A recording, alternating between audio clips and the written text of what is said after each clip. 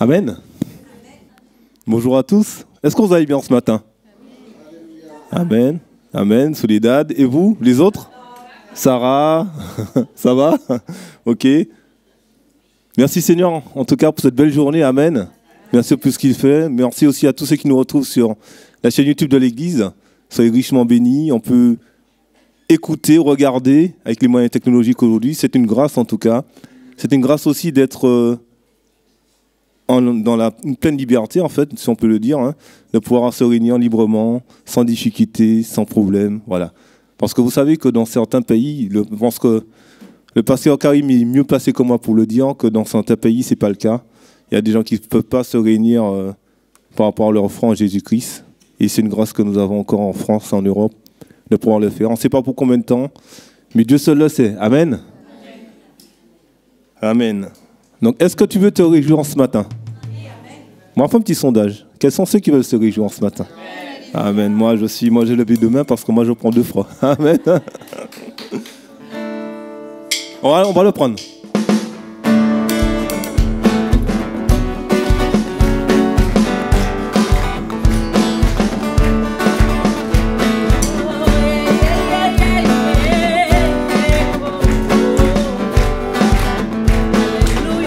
On y va.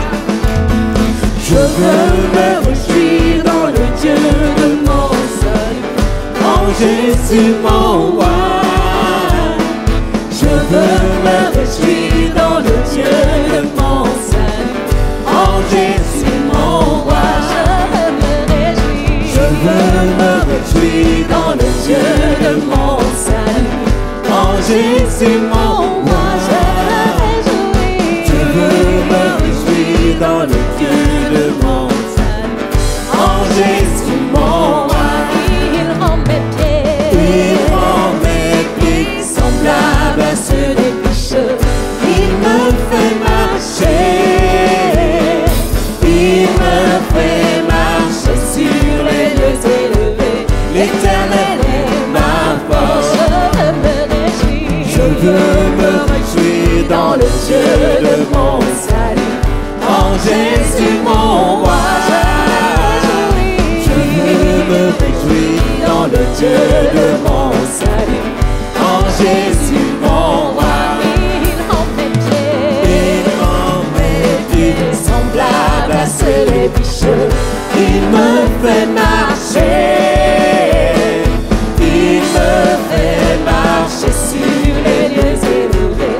L'Éternel est ma force. Alléluia, Alléluia, Alléluia, Alléluia, Jésus, Jésus m'a tant aimé.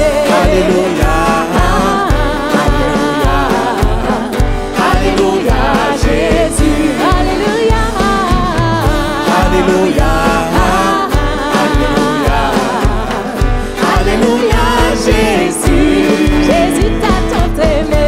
Alléluia, Alléluia, Alléluia, Jésus.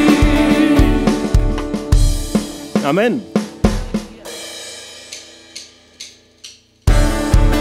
Allez, tapez les mains. Wouh.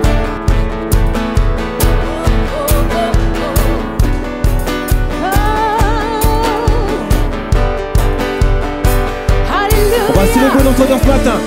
Est-ce que tu es d'accord? On va la louer, l'adorer pour ce qu'il est. Amen. Je loue ton nom, Seigneur.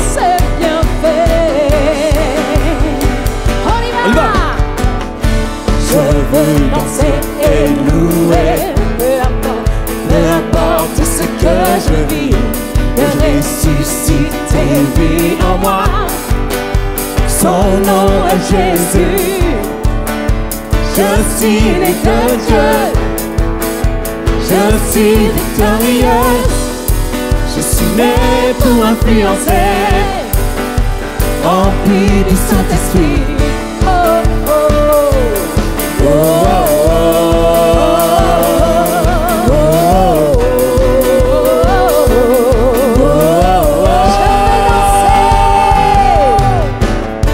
je veux danser et louer, peu importe ce que je vis, de ressusciter en moi. Son nom est Jésus. Je suis né de Dieu. Je suis victorieux. Je suis victorieux. Je suis né pour influencer. Rempli du Saint-Esprit.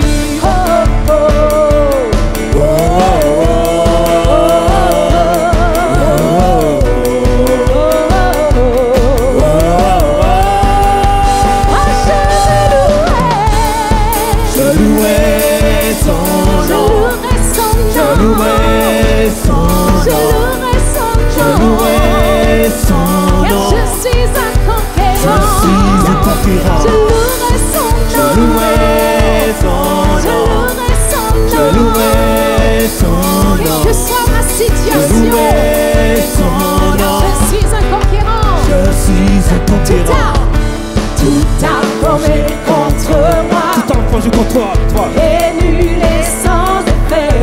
Le ressuscité vit en moi. Son nom est Jésus. Je suis né de Dieu. Je suis victorieux. Tu es victorieux. Je suis né pour influencer. Rempli du Saint-Esprit.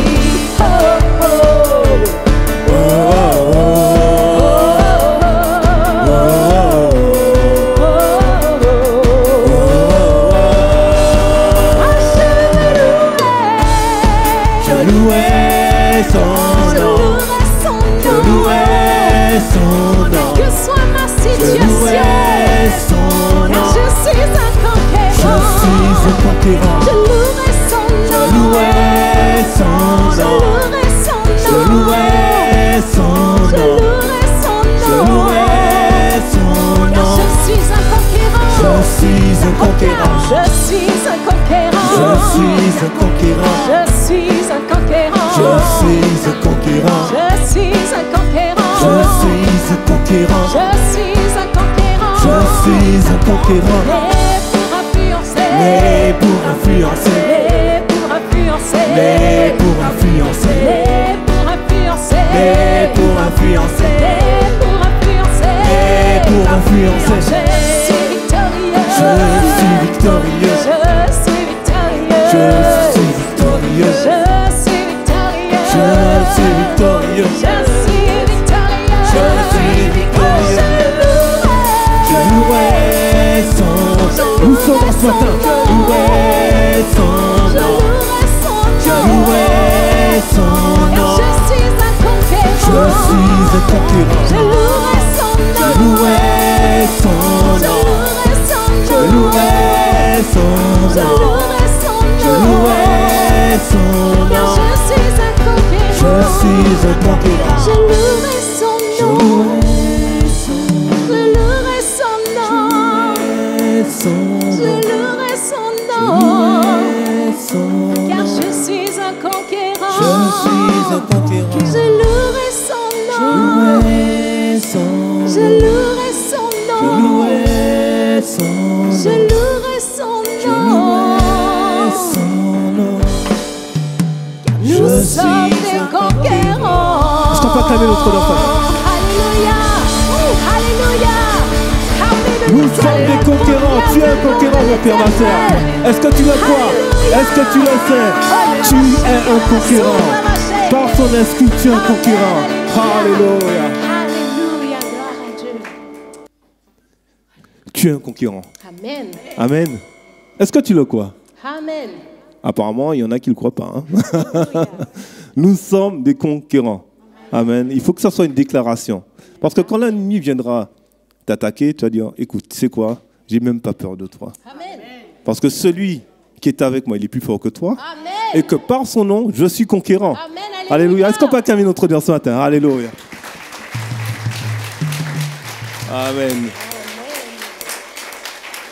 Vous savez que nous avons un Dieu qui est puissant, qui adore quand les jeunes, les petits à l'école biblique le louent, les ados, les jeunes, les grands, les papis, les mamies aussi le louent.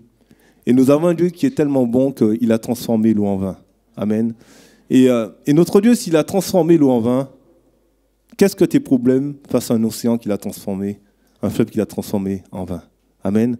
Alors que que nous allons prendre ce chant au Dieu et que ce chant soit pour toi une déclaration ce matin. Et peut-être que tu as des soucis, des problèmes, tu passes par peut-être des moments, peu importe ce que tu passes, ça peut être aussi des moments de joie parce que tout n'est pas sombre. Amen. Mais tu dis Seigneur, tu passes par des moments difficiles, tu dis Seigneur, ce que je traverse ce matin, depuis ce certain temps, tu peux le transformer comme tu as transformé l'eau en vin. Ou peut-être ça peut être une prière ce matin, c'est dire Seigneur, tu sais, les combats que j'avais, j'étais béni parce que tu as transformé les problèmes que j'avais en solution. Alléluia. On a entendu qui est tellement bon. Alors nous allons prendre ce chant. Tu transformes l'eau en vin, oh Dieu.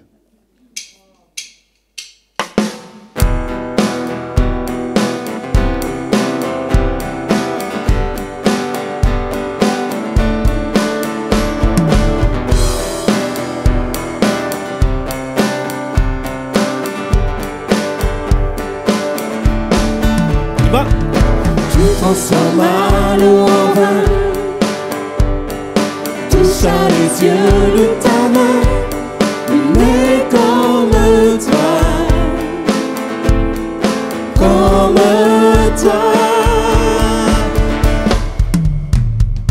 dans nos ténèbres tu brilles, tu nous redonnes la vie, mais comme toi, Il est comme toi Seigneur Jésus. comme toi. Ensemble. Dieu admirable, inébranlable, ton nom surpasse toute puissance. Dieu de miracles, incomparable, oh Dieu, oh Dieu.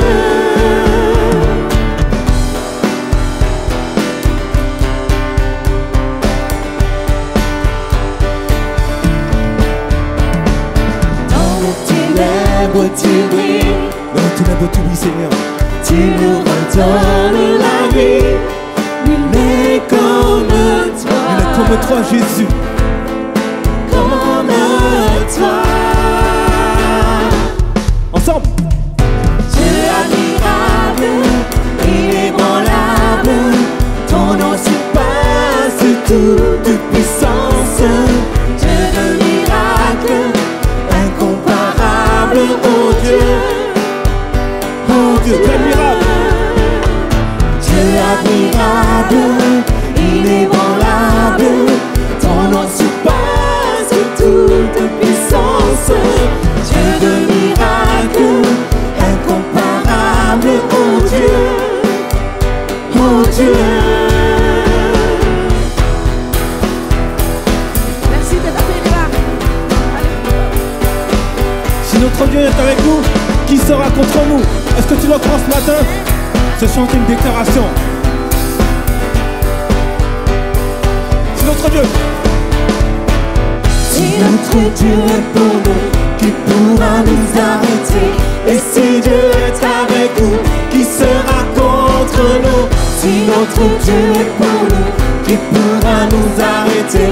Et si Dieu est avec nous, qui sera contre nous?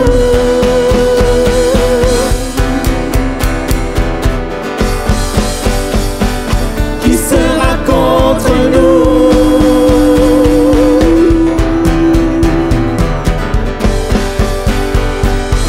Admirable. Dieu admirable, inébranlable, ton nom surpasse toute puissance. Dieu de miracles,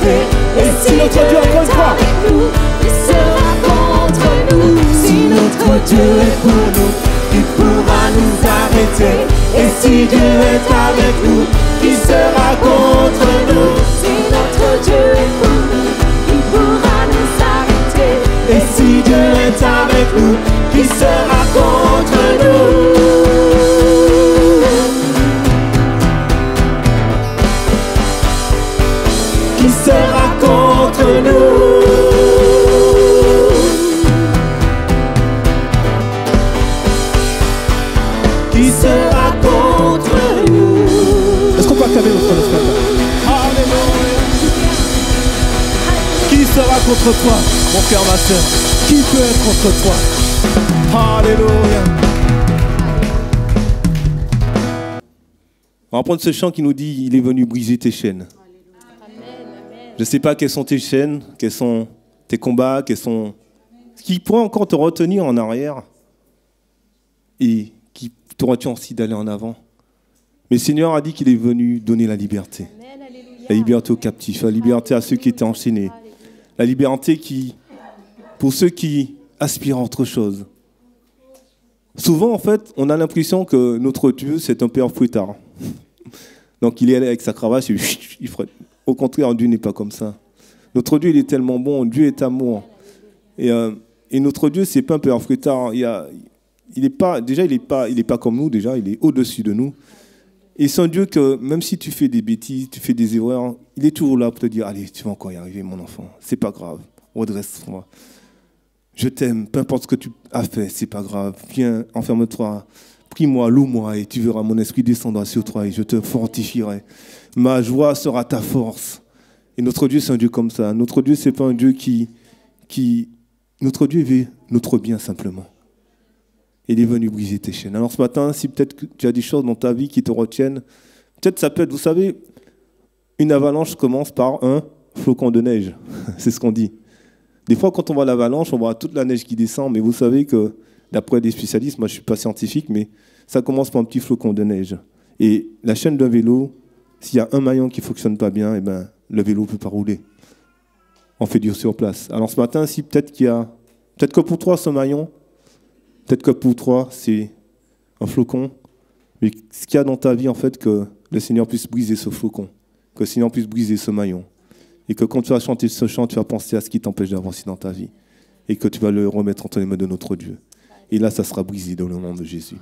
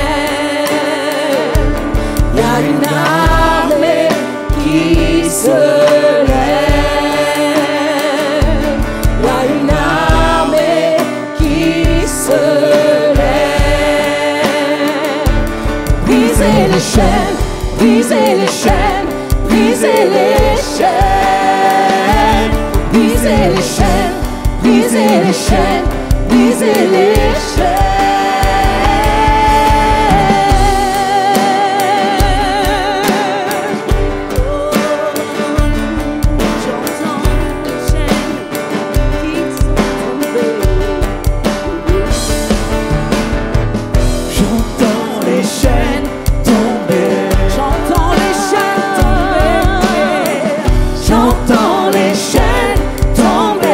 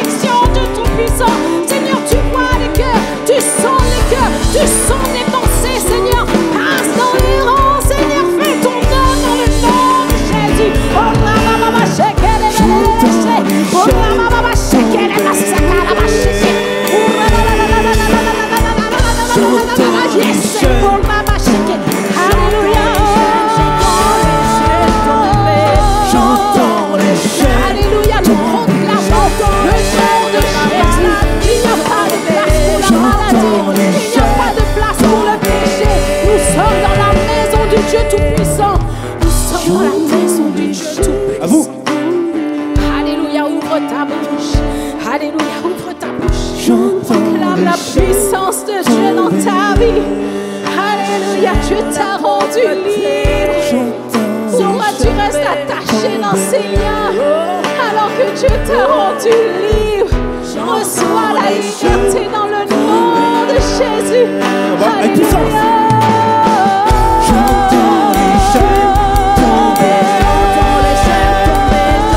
Prends ta victoire ce matin. J'entends les chaînes tomber. J'entends les chaînes tomber. J'entends les chaînes tomber.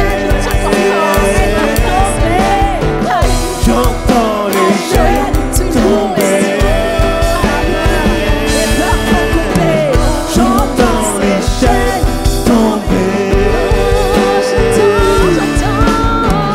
J'entends les chaînes tomber. Alléluia, Seigneur. J'entends les chaînes tomber. J'entends les chaînes tomber. Alléluia, Seigneur, c'est toi qui libères. J'entends les chaînes tomber. J'entends les chaînes tomber. J'entends les chaînes tomber. J'entends les chaînes tomber. J'entends les chaînes tomber.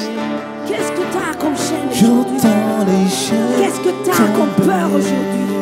Dieu t'a donné l'esprit d'amour, J'entends les chaînes. pas l'esprit de timidité. Avance encore dans l'eau profonde. J'entends les chaînes J'entends tomber les maintenant. chaînes Prends courage. Prends ta décision. Ne reviens plus en arrière. Car Dieu est avec toi. Le Saint-Esprit est avec toi. Qui sera contre toi? La maladie, non. J'entends les chaînes tomber. Tu te sens seul? Non. Le Saint-Esprit est là.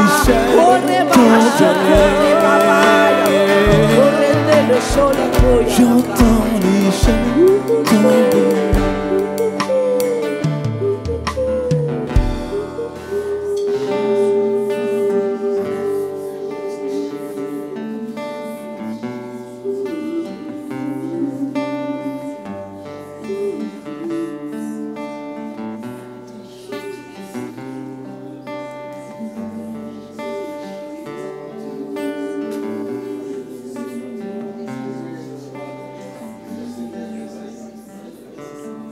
Seigneur, merci parce que tu es un Dieu qui est puissant, Seigneur Jésus.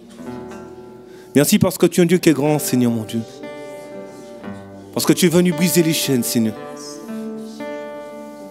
Merci pour ton amour, Seigneur. Merci pour le sacrifice à la croix, Seigneur. Merci parce que tu es le Dieu de l'impossible, Seigneur mon Dieu. Merci parce que tu nous aimes, Seigneur. Merci parce que pour nous, Seigneur, tu as donné ta vie, Seigneur.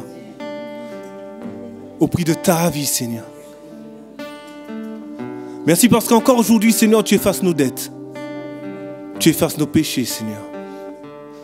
Seigneur, tu as dit que tout était accompli, Seigneur, mon Dieu. À la croix, Seigneur, mon Dieu. Et tu dis, Seigneur, mon Dieu, pourquoi cherchez-vous parmi les morts celui qui est ressuscité? En ce matin, nous louons un Dieu qui est vivant. Un Dieu que la mort n'a pu le retenir. Un Dieu qui fait des prodiges. Un Dieu qui fait des miracles. Un Dieu qui est grand. Un Dieu qui est puissant. Un Dieu qui est digne de louange. Un Dieu qui est digne d'adoration. Un Dieu que quand nous tombons, nous redresse. Un Dieu qui est avec nous dans nos combats. Un Dieu qui ne nous abandonne jamais. Alléluia, Seigneur. Merci pour ta grâce, Papa. Merci pour ton amour, Jésus. Alléluia, nous t'adorons, Jésus. Les mots sont trop petits, Seigneur, pour dire combien nous t'aimons, Seigneur Jésus. Alors reçois l'adoration de nos cœurs, Jésus. Donc à partir du verset 42, ce passage nous dit « Veillez donc, puisque vous ne savez par quel jour votre Seigneur viendra. Sachez-le bien, si le maître de la maison savait à quelle heure de la nuit le voleur doit venir, il veillerait et ne laisserait pas percer sa maison. C'est pourquoi vous aussi, tenez-vous prêts, car le Fils de l'homme viendra à l'heure où vous n'y penserez pas. Et en fait, ce passage nous dit qu'il faut que nous soyons prêts. On a eu un don de prophétie à l'instant. Et souvent, dans notre vie, il y a des choses qui nous attachent, qui nous empêchent d'avancer. Des fois, je pense qu'on est en famille, on peut dire les choses franchement. Hein. Des fois, on est un peu...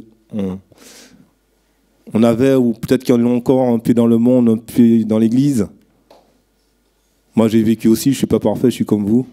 Et je pense qu'il y en a peut-être d'autres qui passent par là aussi. Mais par-dessus tout, le Seigneur, le salut est par grâce. Notre Dieu nous aime. Et il a dit qu'il reviendra nous chercher.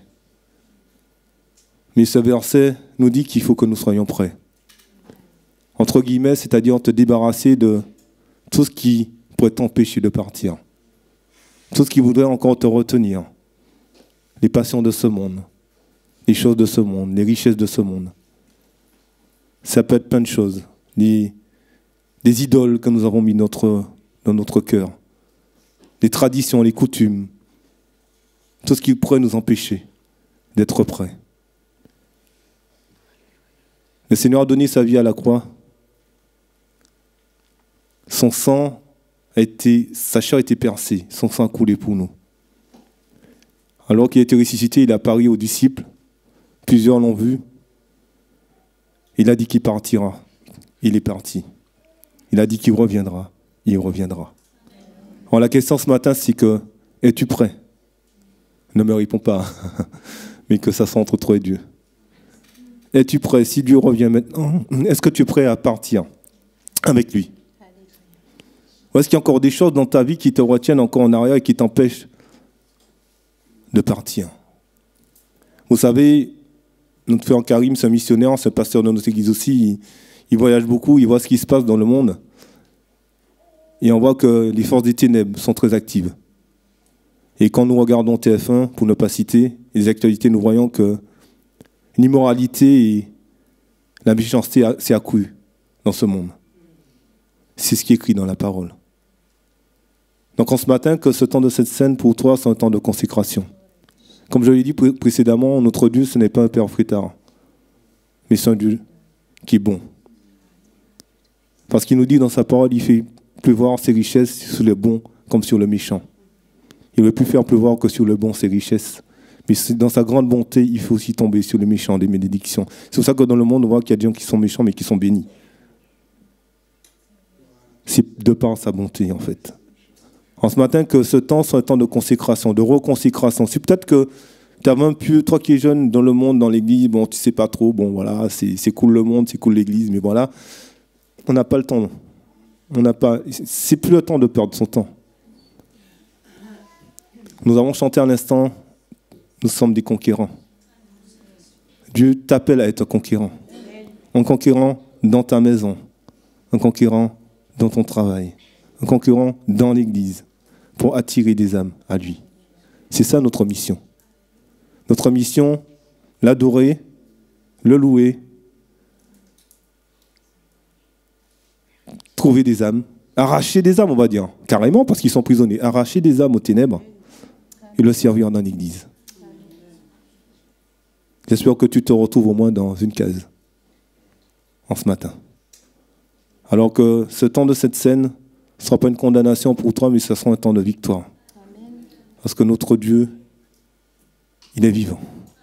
Il peut encore te pardonner. Il peut encore te renouveler. Il peut encore te remplir. Il peut encore te guérir. Il peut encore te restaurer. Il peut encore te fortifier. Parce que rien ne lui est impossible. Il dit simplement que tu puisses venir à lui. Dire Seigneur, ok. Comme les apôtres qui étaient dans la barque, ils ont péché, ils n'ont rien trouvé. Des fois, nous sommes comme eux. Hein. On est en famille, on peut tout se dire ce matin. On fait des choses, on fait plein de choses, on est essoufflé, on est fatigué. Ah, mais pourquoi Dieu ne me bénit pas? Et puis le Seigneur, attends, il nous regarde. Mais quand est-ce qu'il a arrêté de gigoter dans tous les sens? Fais-moi confiance. Amen. Et le regard fixé sur la croix. Peu importe ta situation, peu importe ce que tu as fait, n'oublie jamais que notre Dieu, c'est un Dieu de grâce. Et il t'aime. L'ennemi peut te condamner, mais notre Dieu ne te condamne pas. Même si tu fais des fautes, tu pèches, si tu reviens à lui, il te tape sur l'épaule, il te dit, allez, vas-y, repars. Reprends le bon combat de la foi, allez, c'est pas grave. Tu seras un exemple pour le frère qui passera des difficultés comme ça demain. Tu vas lui parler que par des choses, la cigarette, la pornographie, plein de choses dans ta vie. Et bien moi, j'étais comme ça. Et que je te témoigne que Dieu m'a délivré de ça. Amen. Parce que Dieu veut qu'au travers de nos expériences, que nous soyons des témoins de son amour. Parce qu'il est venu briser les chaînes. En ce matin, quand nous puissions dire oui Seigneur, on va se lever pour ceux qui ont été baptisés au nom de Jésus. Et nos frères vont prier en ce matin pour les emblèmes. Ce n'est pas une tradition, hein. Nous ne servons pas un Dieu de tradition. Même si nous prenons la Sainte le dimanche, nous ne le faisons pas par tradition. Mais nous le faisons par consécration et par amour de ce qu'il a fait pour nous ce matin. Oui Seigneur, merci pour ce temps de Sainte Seine, Seigneur, qui nous permet de nous positionner, parce que c'est vrai que les temps sont mauvais. Et Seigneur, je veux me rappeler de cette parole que tu as prononcée sur cette terre. Heureux ceux qui se reconnaissent pauvres en esprit, car Alléluia. Le royaume des cieux est à eux. Alléluia. Et ce matin, Père, nous nous reconnaissons pauvres en esprit. Nous reconnaissons que nous ne comprenons pas la profondeur de ce que tu es venu accomplir. Nous reconnaissons que nous ne comprenons pas le tout accompli qu'il y a eu à la croix. Mais Seigneur, nous reconnaissons que nous sommes pauvres en esprit, mais révèle-nous, Seigneur, ce qu'il s'est passé à cette croix. Révèle-nous avec une plus grande profondeur. Seigneur, c'est la position que nous tenons ce matin, alors que nous prenons, Seigneur, ces emblèmes que tu nous as laissés, alors que nous prenons ce pain et ce vin que tu nous as laissés comme emblème pour nous rappeler de ce sacrifice que tu as fait pour nous rappeler l'ultime sacrifice, pour nous rappeler, Seigneur Jésus, ce que tu as fait, à quel point tu t'es abaissé en tant que serviteur, homme de souffrance sur cette terre jusqu'au bout. Père, tu nous as regardés à la croix. Alléluia. Sur ce calvaire, Père, tu nous as regardés, chacun individuellement, et tu as tout transformé, Alléluia. Tu as tout changé, tu nous as rachetés, tu nous as élevés au rang d'enfants de Dieu, Alléluia. Tu nous as relevés en tant que fils de Dieu, justifiés par le sang de Jésus, purifiés, Seigneur, par ce sang précieux. Seigneur, je prie que tu puisses, Seigneur, ce matin donner des révélations, Alléluia. Fraîches révélations de ce sang précieux qui a coulé, de cette chair qui a été meurtrie. Seigneur, parce que tout part de là, Seigneur, c'est simplement par ce sacrifice que nous pouvons avoir ce chemin frayé vers toi. C'est simplement par cet acte posé que nous pouvons nous approcher de toi, être réconciliés avec toi, être justifiés, Père. Ce matin, alors que nous nous positionnons devant toi comme des pauvres en esprit, Seigneur, parle-nous au nom de Jésus. Amen. Amen, amen. On va prendre ce chant. Je suis dans la joie.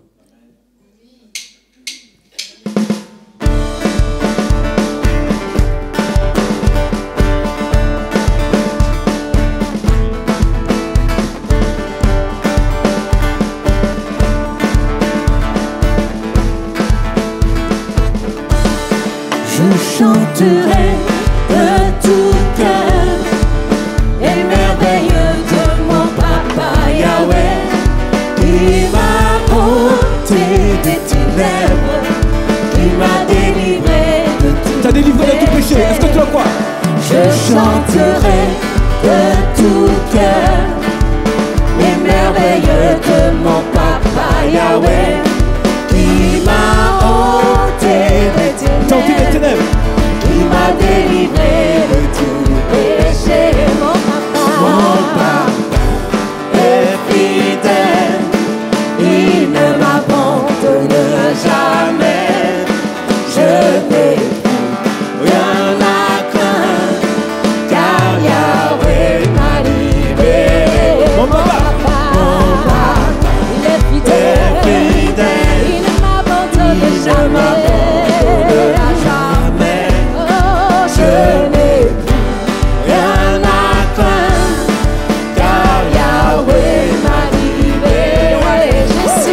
Je suis dans la joie, une joie immense. Je suis dans l'allégresse, car Yahweh m'a libéré. Je suis dans la joie, une joie immense, une joie immense. Je suis dans l'allégresse, car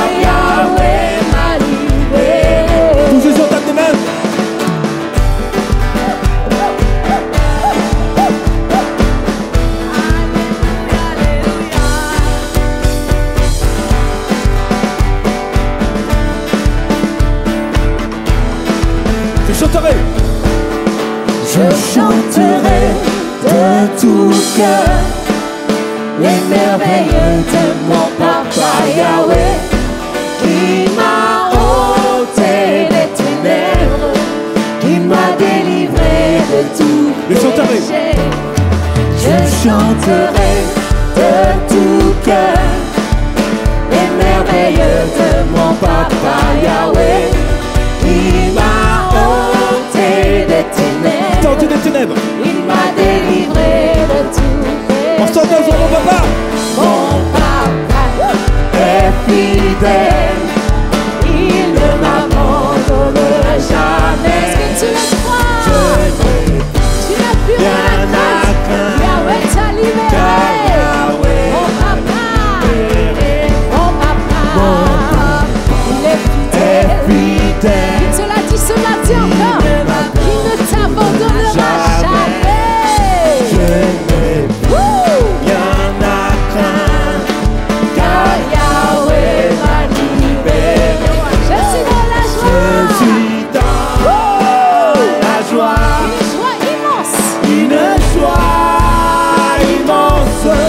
Je suis dans l'allégresse, car Yahweh m'a libéré. Dernière fois, je suis dans la joie. Je suis dans la joie. Je suis dans la joie, une joie immense.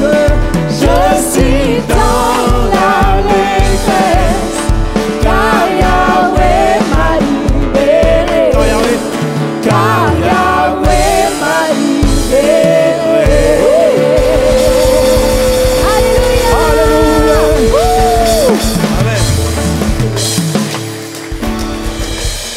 Amen, amen. Vas-y, Franck. Amen. Seigneur, nous te disons merci. Seigneur, il est bon d'être dans ta présence. Merci parce que tu es là, présent au milieu de nous. Et dans ta présence, Seigneur, nous sommes libérés. Dans ta présence, Seigneur, nous sommes restaurés. Dans ta présence, nous retrouvons ta joie, la joie du salut. Seigneur, nous ne permettrons à rien dans ce monde de nous ôter la joie que tu nous as donnée, la joie du salut. Seigneur, nous sommes devant ton trône de grâce. Seigneur, ce n'est pas encore le temps du jugement. Tu vas juger un jour, mais nous ne sommes pas encore au temps du jugement, ni au temps de la condamnation. Nous sommes au temps de grâce, de pardon. Et quand nous sommes fidèles et que nous confessons nos péchés, Seigneur, tu nous écoutes, tu nous pardonnes. C'est pour ça que venir dans ta présence, ça nous procure de la joie. Dans ta présence, ta lumière vient éclairer, Seigneur, nos ténèbres. Et tout devient parfait. Dieu bon, Dieu merveilleux. Sois au milieu de ton Église, Seigneur. Seigneur, sois au centre de nos vies. Seigneur, sois au centre de notre Église, de notre ville, de notre pays. Seigneur, que ta volonté parfaite, Seigneur, soit faite dans nos vies, dans notre Église, dans notre ville, dans notre pays. Seigneur, les offrandes que nous t'avons apportées, Seigneur, bénis dessus. Tu es le Dieu de la multiplication. Seigneur, permets que cela puisse servir dans ta maison. Aide-nous, Seigneur, à être fidèles dans les dîmes et dans les offrandes. Et que toutes les promesses, Seigneur, qui sont liées, Seigneur, à ce commandement, à cette instruction, Seigneur, soient notre partage au centuple dans le nom de Jésus. Dieu bon, Dieu merveilleux, merci, Seigneur, pour la suite. Merci pour le message que nous allons, Seigneur, recevoir maintenant.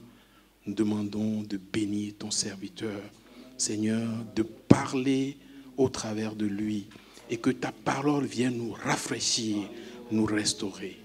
Tu es bon, tu es merveilleux. Et quand Dieu dit que tu es merveilleux, Seigneur, je pense que chacun ici comprend ce que ça voudrait dire. Parce que l'expérience de chacun de nous, le témoignage de la vie de repentance et du salut de chacun de nous est une vraie merveille. Sois élevé, sois glorifié dans notre vie, maintenant et à jamais, au nom de Jésus. Amen.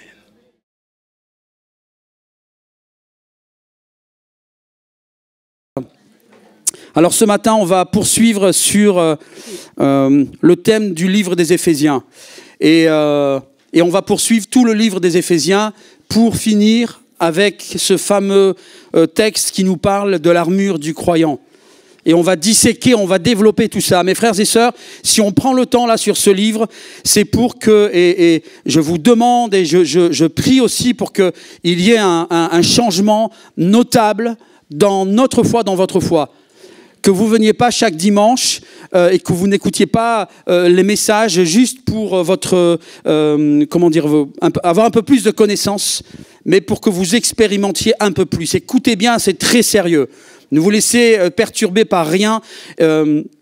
Prenez la parole quand elle vient. Vous savez, nous les chrétiens, parfois, on a une conception des choses spirituelles qui n'est pas tout à fait exacte. On pense que voilà, il faut venir à un appel à la prière pour être libéré de certaines choses, pour que des choses changent dans nos vies. Mais vous savez que pendant la prédication de la parole, il se passe des choses. Et vous m'entendez? Parce que c'est la parole de Dieu. Et la parole est puissante et agissante. Elle est une épée à double tranchant qui sépare jointure et moelle. Amen. Elle peut aller là où les médecins et les psys ne peuvent pas aller. Là où aucun traitement ne peut apporter le remède. À l'écoute de la parole. Vous m'entendez bien? C'est pour ça que je vous demande vraiment du sérieux, de l'attention, de vraiment vous concentrer pas sur moi, sur la parole, parce que c'est elle qui va vous changer. Moi, je ne vais pas vous changer. Moi, je vais essayer d'être à l'écoute et de me laisser conduire par le Seigneur dans le développement tout au long de ce livre et en particulier ce matin. On a parlé la semaine dernière sur donc le chapitre 1er d'Éphésiens où Paul nous parle de cette condition qui était la nôtre et surtout du plan que Dieu a mis en place, de ce plan que Dieu a révélé pour l'humanité.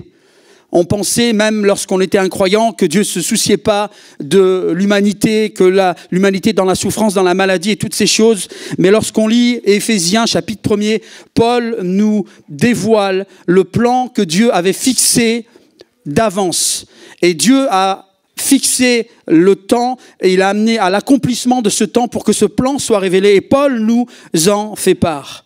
Ce plan, c'est que tout ce qui est en bas sur la terre et tout ce qui est en haut dans le ciel soit réuni sous l'autorité, sous le gouvernement de Christ.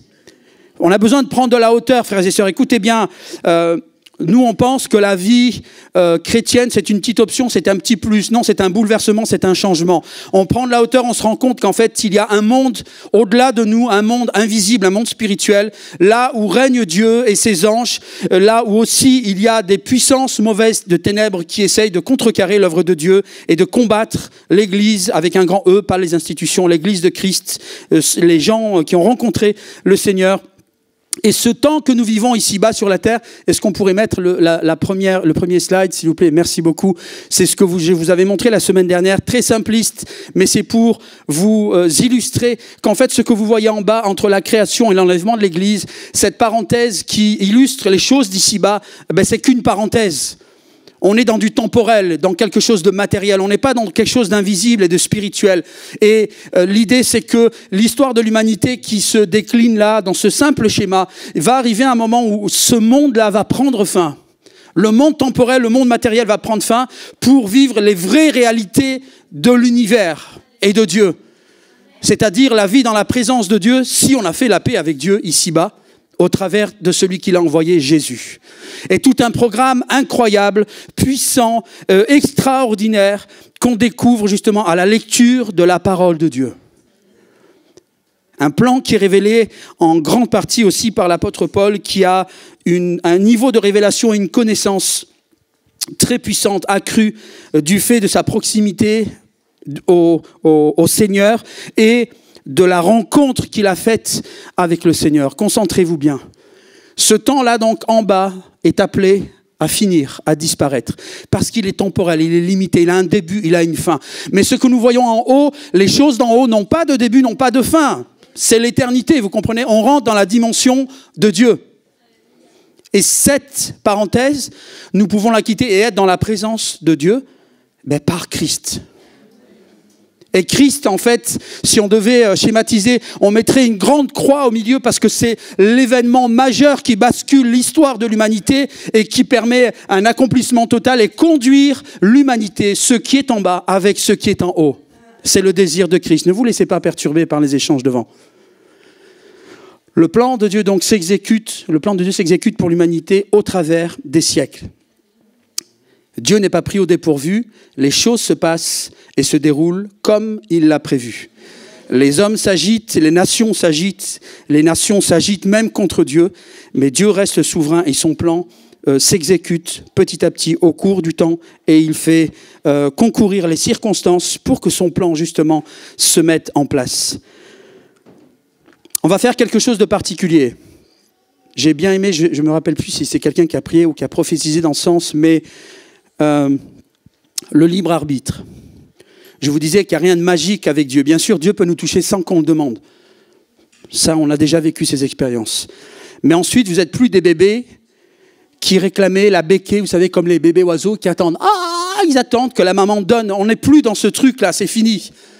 Parfois, Dieu nous touche parce qu'on n'a rien demandé, mais dans sa grâce, voilà, il voulait nous toucher de façon particulière. Mais en temps normal, on ne peut plus attendre comme des bébés qu'on nous donne. Il faut aller chercher, il faut prendre. Et ça, c'est très important. Écoutez-moi bien. Ne vivez pas une vie pseudo-chrétienne, pseudo-évangélique, pseudo-biblique en croyant que Dieu, parce qu'il est bon et qu'il a tout accompli, alors vous devez rien faire. Non, le tout accompli, c'est là que tout commence, puisqu'il nous a délégué son autorité, sa puissance. Et l'idée, c'est que nous partions avec la force que nous avons, son esprit. Nous sommes équipés. Et on n'est pas équipé pour être oisif ou être passif. C'est pour être actif, au contraire. On est équipé, on a les outils. Donc, dans toutes les situations, frères et sœurs, en tout cas, si tu veux grandir, apprendre de Dieu, être utilisé de Dieu, tu dois l'exprimer avec ta bouche. Pourquoi la prière est importante à voix haute? Moi, j'ai combattu aussi des années, quand j'étais jeune, je n'arrivais pas à ouvrir ma bouche, parce que j'avais honte, parce qu'il y avait toutes sortes de blocages. Mais quand j'ai expérimenté la prière, et mes pasteurs me conseillaient, lorsque tu pries à voix haute, tu prends position. L'ennemi n'entend pas tes pensées, mais par contre, quand tu ouvres ta bouche, il entend. Et quand tu pries, que tu déclares ta foi, tu proclames ta foi, alors tu prends autorité, tu prends position. Tu prends position pour Christ, et les choses qui venaient contre toi et qui viennent de l'ennemi, eh bien, commencent à trouver de la résistance, et petit à petit, perdent de la force, de l'intensité, finissent par quitter, parce que toi-même, tu prends position. Et pour recevoir aussi les choses de Dieu, tu dois exprimer ton désir de recevoir. Tu ne peux pas juste dire, je ferme les yeux, j'attends, Dieu va voir mes pensées et puis il va me bénir. Non, non, ça ne marche pas comme ça. Souvenez-vous toujours de Bartimée. Jésus, fils de David, aie pitié de moi. Il voulait que Jésus se détourne de son chemin et qu'il vienne à lui. Et il a crié suffisamment jusqu'à ce que Jésus finisse par s'arrêter, qu'on lui demande d'emmener cet homme. Et il y avait ces gentilles personnes autour. Arrête d'importuner le maître. Et il y avait le bruit, la foule qui voulait faire taire la voix de Bartimée. Mais Bartimée criait encore plus fort. Et le maître l'a entendu. Et là encore, j'insiste et je répète. Que veux-tu que je te fasse? Seigneur, tu es Dieu et tu demandes à cet homme, que veux-tu que je te fasse? Eh bien oui, ça démontre encore ce que je vous dis. Vous devez exprimer avec votre bouche et votre cœur votre désir et votre besoin. Que veux-tu que je te fasse? Et Jésus te dit ce matin, que veux-tu que je te fasse? Que veux-tu? Tu m'entends, mon frère, ma sœur? Et toi qui ne connais pas encore ou qui ne s'est pas positionné pour Jésus, que veux-tu que je te fasse? Je te laisse répondre dans ton cœur. Mais si ce qui est dans ton cœur, tu ne le sors pas par ta bouche, eh bien, ça restera comme ça. Et Jésus va passer 10, 20, 1000 fois devant toi et tu ne recevras pas. Tu seras frustré, déçu parce que tu vas dire, mais je croyais que Jésus était amour. Bien sûr, il est amour. Mais heureux ceux qui ont faim et soif de justice. C'est ceux qui ont faim et soif. Et quand tu as faim, quand tu as soif, tu vas te battre et tu vas exprimer ta soif et ta faim. Vous comprenez? Il faut qu'on sorte là de notre léthargie évangélique, de notre soi-disant sérénité, paix et je ne sais quoi d'autre. Le zen, c'est pas de chez nous, ça marche pas ça. Tu ouvres ta bouche et tu exprimes ton besoin. Tu cries au Seigneur. Et beaucoup de situations dans nos vies, on ne sortira de ces situations, de ces galères, qu'en criant, qu'en nous arrachant. Vous comprenez ça, ce mot? Moi, j'aime ce mot. Il faut s'arracher. Parce que j'en ai marre du chaos. J'en ai marre de tourner en rond et de ne pas produire de fruits. Et chacun, nous le vivons différemment. Mais moi, je ne peux pas le faire pour toi. Ton voisin ne peut pas le faire pour toi. Tu dois le faire pour toi. Bien sûr qu'on peut intercéder les uns les autres. Mais ça, c'est individuel et c'est personnel. Alors ce matin, on va faire quelque chose de pratique. Pour ceux qui peuvent se lever, on va se lever. Enfin, vous allez vous lever si vous pouvez. On va commencer par une prière. Une prière que Paul a faite en faveur des disciples, mais que nous allons prendre pour nous. Nous allons faire en notre nom. Bien sûr, on prie dans le nom de Jésus, mais on ne va pas attendre la prière de Pasteur Gérard, de Paul ou de quelqu'un d'autre. On va prier nous-mêmes dans les mêmes termes que l'apôtre Paul. Ne priez pas religieusement, je vous en supplie, ou pour me faire plaisir, sinon ça ne sert à rien. Par contre, si vous priez, c'est parce que vous adhérez et de tout votre cœur, vous allez prendre position. Vous m'entendez ? Position pour la suite, non pas seulement aujourd'hui, mais dans la suite des temps, dans les heures et les jours à venir. Alors je vais dire la prière et vous allez répéter après moi, ça sera notre prière. Vous êtes d'accord ? Alléluia. Seigneur Jésus, par ton esprit, donne-nous sagesse et révélation pour que nous te connaissions et illumine notre intelligence pour comprendre la glorieuse richesse de ton héritage dans ma vie. Au nom de Jésus. Amen. Vous pouvez reprendre place. Alléluia. Alors vous n'avez pas fait une BA, vous avez prié, vous avez ouvert vos bouches, vous avez exprimé une requête, une demande. Maintenant, je vous demande de mettre de la foi à votre prière et de la garder. Pas juste de sourire en dedans de vous et de vous dire ouais, c'était gentil, on serait cru à l'école et tout. Non, vous n'êtes pas à l'école là. Là, on est sur le terrain de combat, là. On est dans un camp d'entraînement, vous comprenez ? Et la confession, la proclamation à voix haute fait toute la différence. Et mon frère, ma sœur, lorsque tu reproduis ça, que tu reproduis, tu vas voir que ta vie spirituelle, elle devient du béton. Ça ne veut pas dire que toute ta vie va être en rose et que tu n'auras plus de soucis, tu n'auras plus d'épreuves. Non, tu en auras peut-être même plus. Mais par contre, tu vas être gonflé à bloc et spirituellement, tu vas être enraciné. Et ce qui est important avec cette prière que nous avons faite, c'est que nous confessons au Seigneur que sans sagesse et révélation, nous ne pouvons pas comprendre, nous ne pouvons pas grandir dans les choses de Dieu. Vous m'entendez ? C'est la condition. Et c'est pour ça que Paul lui-même prie pour les disciples, parce qu'il a vu comment comment il y avait tant de blocages, et nos vies nous ont formatés, qu'on le veuille ou pas. Et la preuve, c'est que souvent, quand il s'agit de vérité concernant la foi, l'audace et toutes ces choses, on est sur le coup, on est dans l'engouement, dans la ferveur, et puis d'un coup, vous sentez la petite voix derrière, et vous pensez que c'est vous, parfois, des fois, « Oh, mais quand même, hein, c'est abusé, quoi. Franchement, tu crois que le Seigneur va faire ça ?» Vous vivez pas ça ? On vit ces choses. C'est la réalité. Et bien ça, quand la voix, elle vient là, bam, il faut lui mettre une pichenette, il faut lui dire de dégager, et puis il faut continuer à proclamer sa foi et à croire. C'est comme parfois dans le sport, certains champions, il faut qu'ils ferment leurs yeux, leurs oreilles. C'est une image, hein, parce qu'ils font du sport, ils ont les yeux ouverts. Mais en tout cas, ils se ferment au monde extérieur et ils sont là concentrés sur leur but. Paul se comparait à un athlète. Eh bien, nous sommes des athlètes. Tu dois fermer ton esprit, fermer ton intelligence à tout ce qui est parasite, à tout ce qui veut venir te bloquer, te décourager, te contraindre dans quoi que ce soit.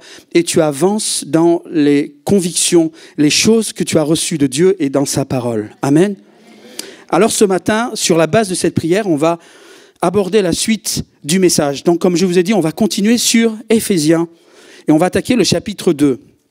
Je suis allé un peu vite sur le chapitre 1er, j'aurais dû prendre mon temps, mais moi, vous savez, j'aime bien développer des séries et elles évoluent constamment. Donc, certainement que dans 1 an ou dans 2 ans, on va revenir sur ce sujet, tout comme on va revenir sur des sujets que j'ai déjà évoqués parce qu'ils vont être évoqués encore aujourd'hui dans ce chapitre 2. Ça va bien ? Vous êtes en forme ? Amen. Alors, On ouvre nos Bibles, nos téléphones, où on suit.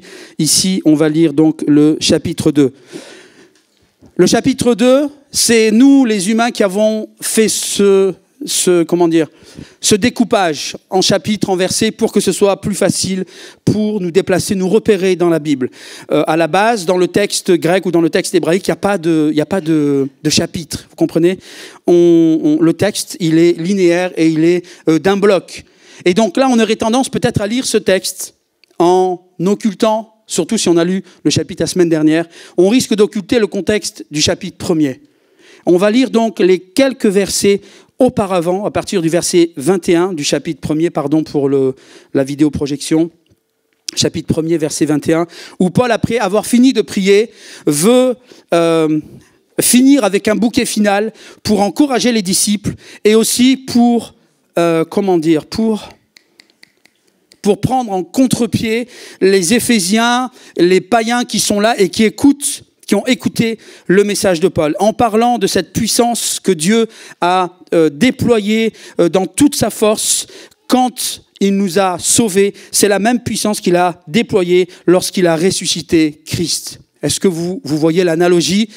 Donc c'est que Dieu n'a pas fait un demi-effort ou un petit effort en nous sauvant. Non, il a déployé la même puissance. C'est-à-dire que la même puissance qui a été déployée dans l'œuvre de Christ, dans le sacrifice et la résurrection, eh bien cette même puissance, elle est déployée pour nous. Elle a été déployée. Et elle a été déployée pour toi lorsque tu t'es approché de Christ. Tu n'as rien vu, tu n'as peut-être rien senti, mais la puissance de Dieu était en action. Et pour rassurer tout le monde et puis pour défier les contestataires, Paul dit en parlant de Christ, verset 21, là, c'est-à-dire dans les lieux célestes, le Christ est placé bien au-dessus de toute autorité, puissance et toute domination et de toute souveraineté. Il est question de puissance mauvaise, d'esprit mauvais. Il n'est pas question d'ange de Dieu. Il est question d'un monde spirituel auquel les Éphésiens avaient recours en permanence. Et donc là, il met les choses au clair, Paul, en disant que là, Christ est placé bien au-dessus de toutes ces autorités, de toutes ces puissances. Et alors qu'on prêche ces choses-là, frères et sœurs, c'est la parole de Dieu, c'est pas ma parole. Cette parole, elle peut venir en toi et faire un nettoyage, faire du ménage dans ta vie. Parce que nous ramassons toutes sortes de choses. On vient avec des arrière-plans culturels, religieux, des choses folles que je n'aurais jamais pensé rencontrer dans ma vie d'être humain, des choses qu'on m'a confiées, des pratiques de sorcellerie, des pratiques occultes, profondément dégoûtantes, mais pourtant qui sont réelles et qui sont là, et que parfois on a subi sans avoir rien demandé. Mais j'ai vu combien la puissance de Dieu est grande et combien Dieu non seulement vient mettre les choses en lumière, il les dénonce, il les met en lumière et il a la puissance de les éradiquer.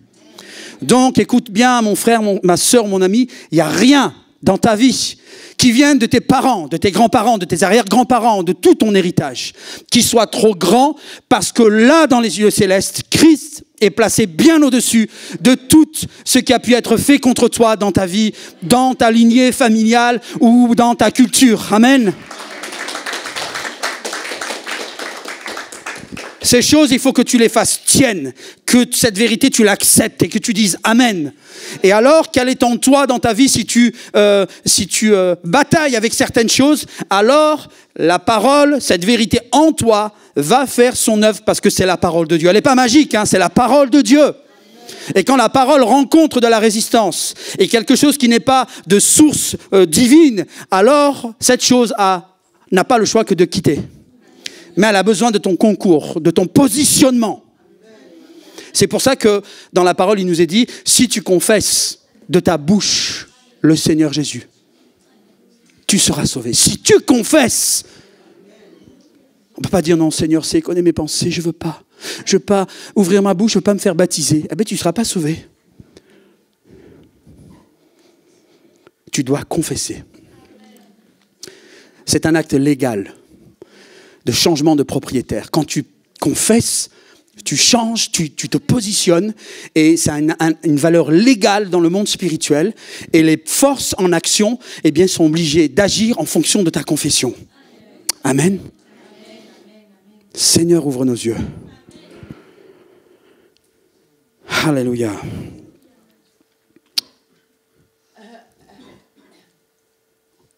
Christ est placé au-dessus de tout nom qui puisse être cité. Non seulement dans le monde présent, mais dans le monde à venir. C'est-à-dire maintenant, dans le monde temporel dans lequel nous vivons, mais dans le monde à venir. Mais ce que Paul veut dire aussi, c'est qu'il parle de puissance spirituelle. Parce que ces puissances spirituelles sont en principe potentiellement, on va dire, éternelles. Sauf les puissances mauvaises qui, elles, vont finir avec leur maître dans ce lieu de tourment, dans cet étang de feu, parce que c'est là leur destinée. Et ils le savent, et c'est pour ça qu'ils sont enragés. Verset 22, Dieu a tout placé sous ses pieds, sous les pieds de Christ.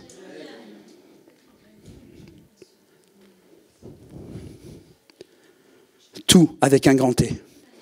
Non, tu essayes de penser, de dire oui, mais ça... Non, non, non, non, non. Tout a été placé sous les pieds de Christ. Et ce Christ, alléluia, domine toute chose sur toute chose. Il l'a donné, Dieu a donné Christ pour chef à l'Église. Alléluia. C'est pas un homme qui nous conduit, hein. On n'a pas besoin de vicaire, on n'a pas besoin d'intermédiaire entre Dieu et les hommes. Il y a Christ, c'est lui le médiateur, c'est lui qui est le souverain sacrificateur et c'est lui qui est le chef de son corps, chef de l'Église. Et tu es membre de ce corps. Amen. C'est des vérités qu'on a besoin de se remémorer très régulièrement parce que ces vérités font toute la différence dans nos vies de chaque jour. Il a donné pour chef à l'Église qui est son corps, lui qui habite la plénitude de Dieu. En qui habite la plénitude de Dieu? Un petit coucou aussi pour les internautes et les amis musulmans qui suivent les messages. Il a en lui qui habite toute la plénitude de Dieu. C'est-à-dire que Jésus, en fait, il est Dieu. Et c'est sur cet aspect que Paul insiste au chapitre 1er lorsqu'il fait allusion à l'éternité de Jésus et à sa divinité. Parce que quelqu'un d'éternel ne peut être que de source divine. Amen. Lisons donc maintenant le chapitre 2. Autrefois, vous qui étiez morts, et donc c'est la continuité, vous voyez, on ne s'arrête pas, c'est la continuité de cette déclaration de Paul concernant Christ. Autrefois, vous étiez morts à cause de vos fautes et de vos péchés. Par ces actes, vous conformiez alors votre manière de vivre à celle de ce monde et vous suiviez le chef, écoutez bien, le chef des puissances spirituelles mauvaises. Oui, c'est une réalité. Il y a un chef des puissances spirituelles mauvaises. Il y a 2 sources dans le monde de puissance. Il n'y en a pas 36. Alors tout ce qui est magie blanche, médium et toutes ces choses-là, eh bien, on peut pas, il n'y a pas d'entre-deux. Elles sont obligées d'appartenir à une source. Et ce sont des pratiques trompeuses qui veulent faire croire à l'homme qu'il a investi d'un pouvoir qui vient de Dieu. Et j'en parle en connaissance de cause, puisque dans ma famille, certains étaient investis de pouvoir. Mais ces pouvoirs, leur source, elle est occulte, cachée, obscure. Elle ne vient pas de Dieu. Parce que pour recevoir un don de Dieu, il faut appartenir à Dieu, vous comprenez? Et pour appartenir à Dieu, il faut avoir connu Christ. Il faut avoir reçu son esprit, avoir été régénéré. Alors on est en capacité de recevoir les dons de Dieu parce qu'on a reçu le premier don qui est la foi. Amen.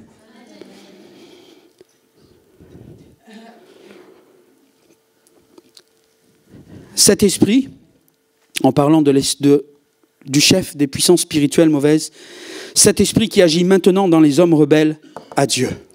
Nous faisions partie de ces hommes et de ces femmes qui étaient rebelles. Nous aussi. Et là, Paul change, c'est pas vous, puisqu'il disait vous étiez. Maintenant, il dit nous, mais on va en reparler. Il dit nous aussi. Nous faisions autrefois tous partie de ces hommes. Nous vivions selon nos désirs d'hommes livrés à eux-mêmes et nous accomplissions tout ce que notre corps et notre esprit nous poussaient à faire. Nous aussi, nous étions par nature destinés à subir la colère de Dieu comme le reste des hommes. Donc Israël, malgré les promesses de Dieu, Paul reconnaît et confesse qu'en fait, ils étaient sous la colère de Dieu, tout comme les nations. Il n'y avait pas de régime de faveur. Dieu avait choisi un peuple, Israël, pour se révéler aux hommes. Mais Dieu ne venait pas pour être le sauveur d'Israël. C'était le sauveur des nations. Moi, dans l'islam, je pensais que non, Jésus, c'était le sauveur, le Messie des Blancs. Nous, on avait Mohammed, et puis chaque religion a son prophète. Mais non, c'est pas ce que la Bible, elle dit. Et quand j'ai lu la Bible et quand j'ai lu les déclarations de Jésus, j'étais choqué. Et j'ai dit, mais on a un problème parce qu'on ne nous a pas raconté toute la vérité. Parfois, on nous a raconté des histoires, des salades. Ce Jésus-là était prévu pour les nations. Et c'est dans cette optique qu'il a été envoyé. Et la preuve, c'est que son plan, c'est de réunir tout ce qui est en bas, sur la terre et en haut, dans le ciel, sous son gouvernement. Amen. Il n'était pas question d'islam, de bouddhisme et d'autres religions. Même pas de christianisme. Vous comprenez? C'est le royaume de Dieu. Amen. Mais Dieu, verset 4, mais Dieu est riche en bonté aussi à cause du grand amour dont il nous a aimés. Alors que nous étions spirituellement morts à cause de nos fautes, il nous a fait revivre les uns les autres avec le Christ. C'est par la grâce que vous êtes sauvés. Écoutez bien, c'est par la grâce que vous êtes sauvés, par notre union avec Jésus-Christ. Dieu nous a ressuscités ensemble. Le vous et le nous, il nous a ressuscités ensemble. Et attendez la suite. Et nous a fait siéger ensemble dans le monde céleste. Ouh, quel programme. Il n'y a pas quelqu'un déjà qui est parti siéger dans le ciel? Jésus, hein, il siège où? Il est où? À la droite de Dieu. On ne nous a pas dit qu'il est installé ou qu'il est couché ou qu'il est assis. Non, il siège. Position d'autorité. Et c'est une expression qu'on utilise en administration, en France même. Quand on siège, c'est qu'on est dans une position d'autorité. Christ siège dans les cieux à la droite du Père et nous siégeons à la droite du Fils dans les lieux célestes. Eh oui, tu es là et tu es là-haut en même temps. Amen. J'espère que ça tourne dans vos têtes là. Parce que si tu es là et tu es là-haut en même temps, ça veut dire qu'en étant ici et en proclamant, en priant, en intercédant pour des choses particulières, c'est ton autorité en tant que siège là-haut qui fait que ta prière est légitime et elle est remplie d'autorité. Parce que tu sièges à côté du roi des rois. Amen. Alors quand tu proclames, quand tu intercèdes, quand tu pries, ton autorité de là-haut a une influence, un impact ici-bas sur la terre. Pour ta vie et pour la vie de ceux qui sont autour. Alléluia, ça c'est la parole. Amen. Amen. Alléluia, ne vous inquiétez pas pour le pupitre. On a prévu de le remplacer si c'est nécessaire. C'est pas un souci. Alléluia. J'en étais où? Aidez-moi. Fait siéger ensemble dans le monde céleste. Verset 7, il l'a fait afin de démontrer pour tous les âges, écoutez, tous les âges à venir, l'extraordinaire richesse de sa grâce qu'il a manifestée en Jésus-Christ par sa bonté envers nous. Vous vous rendez compte la puissance du programme de Dieu pour jeunes et moins jeunes? L'extraordinaire richesse. Paul, il rigole pas sur les mots.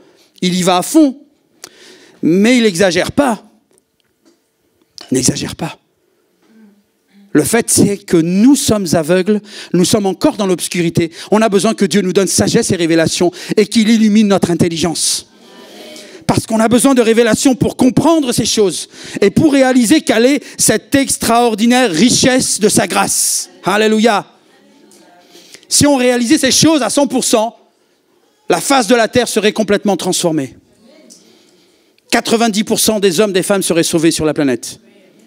Là aussi, c'est conditionnel. Et c'est conditionné à notre obéissance et à notre capacité à obéir et à faire la mission que le Seigneur nous a confiée. On ne peut pas prendre les choses avec fatalité et dire, comme dans l'islam, Inch'Allah, si Dieu veut, Dieu dans sa bonté. Chez nous, on a nos trucs similaires. Ils ont Inch'Allah, nous, c'est Dieu est souverain. Voilà. Dieu est souverain, c'est souvent la phrase qu'on utilise pour s'excuser de notre paresse et de notre inaction. Alléluia, Dieu est souverain, il le reste.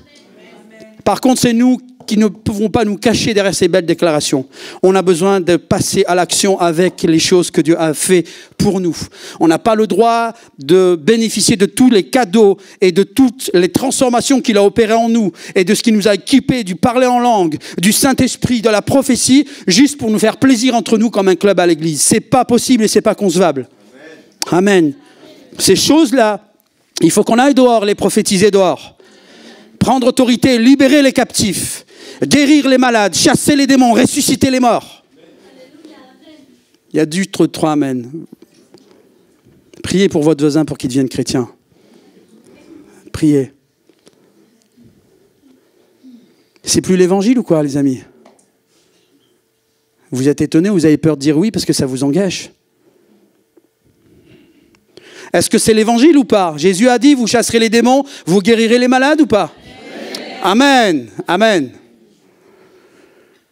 Je préfère être sûr. Vous savez, il y a des milieux chrétiens où on a vrillé complètement. Tout ça, c'était pour le passé.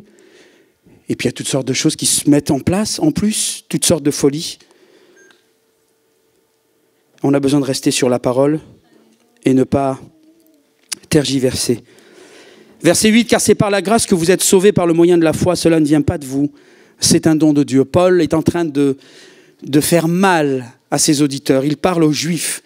Des religieux juifs sont certainement présents. Il parle aux disciples qui, si bien, malgré qu'ils soient devenus des disciples de Christ, ils viennent avec leur bagage culturel, leur bagage religieux, où ils ont pratiqué la loi mosaïque, la loi de Moïse depuis leur enfance. Et là, on leur dit, c'est pas par les œuvres, c'est un don de Dieu. Waouh, ça fait mal ce que tu dis, Paul. Et pour toi qui viens peut-être du catholicisme ou d'une autre religion, c'est pas tes œuvres qui te sauvent. Vous qui suivez sur les réseaux, c'est pas vos œuvres qui vous sauvent. C'est par la foi, c'est un don de Dieu. Et ce Dieu, il est pour vous, il est disponible. C'est non limité, no limite, stock inépuisable. Tout le monde peut piocher et peut recevoir son cadeau, la foi. Cela ne vient pas de vous, c'est un don de Dieu. Ce n'est pas le fruit d'œuvres que vous auriez accomplies. L'homme est incapable de faire des œuvres qui puissent plaire à Dieu. C'est la foi qui nous rend agréables et acceptés devant Dieu. C'est une réalité. Personne n'a donc raison de se vanter. Ce que nous sommes, nous le devons à Dieu, car par notre union avec le Christ Jésus, Dieu nous a créés, c'est plutôt recréé dans le texte original, Dieu nous a recréés pour une vie riche d'œuvres bonnes qu'il a préparé à l'avance afin que nous les accomplissions. Amen. Ce texte-là, on a la prétention de prêcher dessus en une demi-heure, 3/4 d'heure, mais en fait, on pourrait faire ça pendant un séminaire, tellement il est riche. Mais on va faire rapidement. Vous qui étiez morts, pourquoi Paul dit vous qui étiez morts? Quand il dit vous, c'est qu'il s'adresse aux païens. Les païens, donc qui sont des chrétiens maintenant, mais qui sont issus des peuples païens qui ne sont pas issus d'Israël. Et là, Paul, on reprend son contexte, persécuteur de l'Église, ennemi numéro 1 des chrétiens et de Christ et de Jésus. Et là, il est en train de prêcher un message révolutionnaire pour son époque. Ses disciples, les Juifs, sont là, les chrétiens d'origine juive et les chrétiens d'origine païenne. Tout le monde est là. Et Paul a cet auditoire et il est en train de prêcher ces vérités pour déposer des vérités qui sont fondamentales. Des vérités fondamentales. C'est comme ça que Dieu fonctionne et que la foi fonctionne. Et combien les paroles de Paul sont recevables quand on connaît son arrière-plan? Lui qui était un pharisien des pharisiens. Il n'y avait pas plus dur que lui et plus religieux que lui. Il était un maître en dessous des grands maîtres comme Gamaliel et d'autres en termes de religion. C'était la référence. Et ce Paul annonce un message qui est diamétralement opposé à son style de vie et au message qu'il avait auparavant. Autrefois donc, vous les païens, vous étiez morts à cause de vos fautes et de vos péchés. Comment est-ce que nous pouvons être morts? Et je vais prendre le temps, quelques secondes, quelques minutes avec vous, parce que c'est pas toujours clair dans l'esprit de tout le monde. Pour comprendre ça, on a besoin de remonter voir nos arrière-grands-parents Adam et Ève. On remonte en Éden. Dieu les a placés dans le jardin. Dieu parle de bouche à bouche avec Adam et Ève. Adam et Ève sont en relation directe, contact direct avec Dieu. Et d'ailleurs, ils entendaient Dieu se promener dans le jardin. Ils avaient une relation privilégiée. Il y avait un contact établi que nous n'avons pas connu jusque-là, avant de connaître Christ. Et je pense que c'était même un peu plus puissant, parce qu'ils l'entendaient audiblement. Ils ont la vie dans leur corps, mais ils ont la vie de l'esprit, puisqu'ils sont en relation avec Dieu. Vous entendez? En fait, ils sont vivants 2 fois. Ils entendent, ils parlent à Dieu. Dieu leur dit, vous mangez de tous les arbres, sauf celui de la connaissance du bien et du mal. On connaît la suite, ils désobéissent. Et le commandement que Dieu leur avait dit, c'était, vous ne toucherez pas de cet arbre. Le jour où vous y toucherez, vous mourrez certainement. Mais quand on lit la parole, Ève a pris le fruit, elle l'a mangé. Elle n'est pas morte, elle n'est pas tombée. Elle a pris le fruit, elle a donné à Adam, il en a mangé. Ils ne sont pas morts. Ils ont encore vécu de longues années, ils ont eu des enfants. Alors comment on peut comprendre cette notion de mort? Eh bien, c'est une mort spirituelle. À partir de ce moment, Dieu a coupé le contact. Zéro liaison, terminée. Et c'est surtout la mort spirituelle. Vous m'entendez? La mort spirituelle qui est entrée en Adam et Ève. À partir de ce moment-là, ils étaient des morts vivants. Et ce schéma s'est reproduit dans toute l'histoire de l'humanité. Les enfants, les petits-enfants et les générations qui ont suivi jusqu'à nos jours vivent avec cette malédiction de cette gloire dont Dieu nous a privés à cause de la désobéissance. Et c'est pour ça que dans Romains, il est écrit « Tous ont péché ». Même les bébés, ils n'ont pas péché, mais tous ont péché et sont privés de la gloire de Dieu. La gloire d'être dans sa présence. Mais gloire à Dieu parce que ce plan, qui semblait être un échec, Dieu avait prévu un plan de sauvetage. Et c'était Christ. Dieu fait homme qui vient au milieu des hommes pour mourir sur la croix, payer ce salaire du péché et endosser cette peine sur lui pour qu'en lui nous ayons la vie. Lui meurt et nous avons la vie par lui. Amen.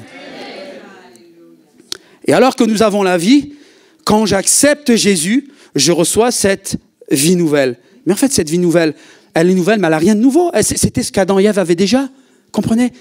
Adam et Ève avaient déjà cette vie. Et ce que Adam et Ève ont perdu, alors que nous étions morts vivants, nous étions vivants de corps, mais morts spirituellement, eh bien, le Seigneur est venu et il a remis la vie en nous. Et nous sommes devenus vivants une deuxième fois. Nous sommes vivants 2 fois. Amen. Ça, tu dois le garder dans ton esprit, mon frère, ma sœur. Et vous, les jeunes, surtout, encore plus. Vous êtes vivants 2 fois. Arrête de te regarder comme un misérable. Arrête de te regarder comme quelqu'un. Ah, mais je suis timide. Arrête avec ça. Tu es vivant 2 fois. Tu es responsable. Tu as un pouvoir, une puissance. Et en vertu de cette deuxième vie, de cette recréation que Dieu a fait en toi, tu dois avoir la force, le courage d'ouvrir ta bouche et d'aller. Et de même plus parler de la timidité. Et nous avons cette responsabilité à cause de cette deuxième vie. Vous comprenez? Et c'est pour ça que nous pouvons être assis ici dans l'église et assis dans les lieux célestes. Vous comprenez? On est vivant 2 fois. Et toi qui n'es pas encore vivant, la deuxième fois, vivant par l'esprit, eh bien tu peux recevoir cette vie. Amen. Vous les internautes, vous pouvez recevoir. Combien de témoignages on a reçus? Moi je travaille dans les médias. Combien de témoignages on a reçus de gens qui regardaient les réseaux ou la télé et qui ont été sauvés par cet outil parce qu'eux-mêmes ils ont mis en application ce qui était prêché et ils ont reçu cette vie nouvelle. Amen. Alléluia. Et cette vie nouvelle, c'est la vie éternelle. Parce que la vie que Dieu donne, comme Dieu est éternel, quand il remet sa vie, eh bien tu reçois la vie éternelle. C'est Dieu qui vit en toi. Donc tu commences ta vie éternelle. Mais je suis dans mon corps, c'est pas grave, tu vas le laisser ici. Et tu vas partir auprès du Père et bientôt, on va s'envoler, on va se transformer et on va laisser ce corps ici. Amen. Alléluia, on peut rendre gloire au Seigneur.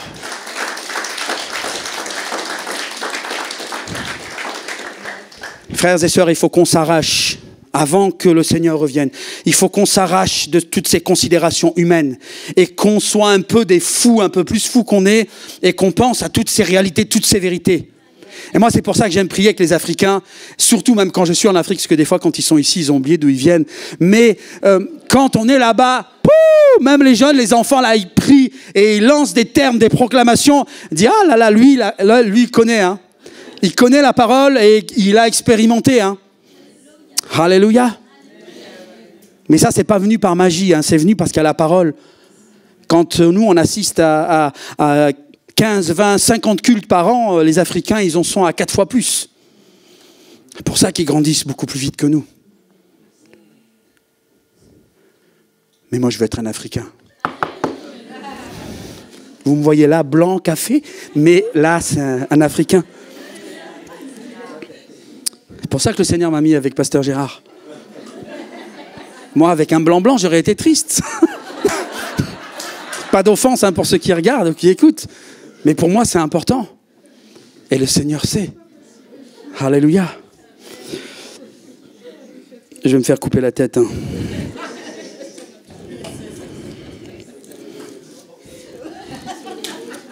Je parle tellement fort que les pages ont tourné avec, quoi.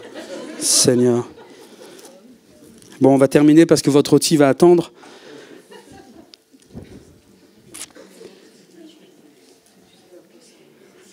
Je ne vais pas m'étendre, mais Paul dans la suite du chapitre 1er, il va dans la continuité, et c'est merveilleux, frères et sœurs. Je vous encourage, je vous en supplie. Lisez la parole, lisez les évangiles, lisez les épîtres. Les épîtres de Paul, c'est, quand on dit là avec les jeunes, c'est un truc de dingue. Parce que là, les choses se mettent en place dans votre vie, dans votre esprit, et vous comprenez en fait le plan de Dieu pour l'humanité. Tout a été calculé, rien n'a été fait au hasard. Et cette chose s'explique avec cette chose, et cette chose avec une autre, et ainsi de suite. Tout est clair, tout est puissant, et c'est ça qui nous donne de l'assurance, comprenez ? De l'assurance, de la confiance en nous-mêmes, et puis dans ce Dieu. Et puis nos yeux, notre regard change sur la parole. C'est pour ça qu'on dit que c'est une arme. Enfin, que la parole dit elle-même que la parole, c'est une arme. Vraiment, c'est une arme. Il est écrit, c'est pas autre chose. Paul continue dans sa lancée donc, et petit à petit, c'est vraiment une pédagogie incroyable. Il fait la comparaison entre nous, les Juifs, vous, les païens, en parlant de chrétiens, mais chrétiens d'arrière-plan juif et d'arrière-plan des nations, pour leur montrer qu'ils sont tous sur le même pied d'égalité. Les Juifs qui devaient être très fiers de la religion, nous sommes le peuple élu, et qui disaient peut-être nous avons un plus par rapport à vous. Eh bien, le plan de Dieu, c'était pas ça. Le plan de Dieu, c'était que Israël allait être un outil entre les mains de Dieu pour révéler Dieu, mais qu'il allait se révéler au travers d'Israël à toutes les nations.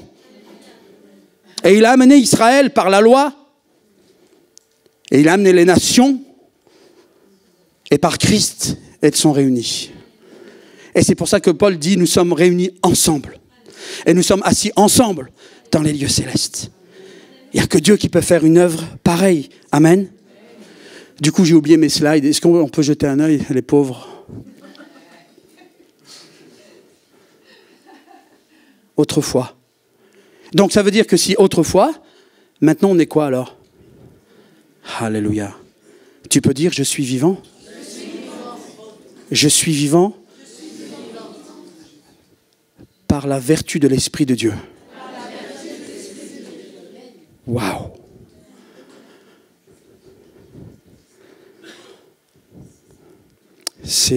J'aime bien le rappeler parce que c'est bien, ça reste dans nos têtes. Le groupe Exo avait chanté là-dessus, vous vous souvenez? Aidez-moi, il disait, il vaut mieux naître 2 fois et mourir 1 fois que de naître 1 fois et mourir 2 fois. Vous comprenez? Il vaut mieux naître 2 fois, comme nous qui connaissons Christ. Je suis né dans ma chair et puis je suis né en Christ, en l'esprit. Et je vais mourir, certainement mon corps va rester, en tout cas, à un moment ou à un autre. Et je vais mourir, mais 1 fois. Et il vaut mieux ça que naître 1 fois et mourir 2 fois, en esprit et physiquement. Ça, c'est une réalité, frères et sœurs. Et c'est ça qui doit travailler là, dans nos tripes pour tendre la main à ceux qui n'ont pas encore entendu et qui attendent, pour certains. Amen, on peut avancer?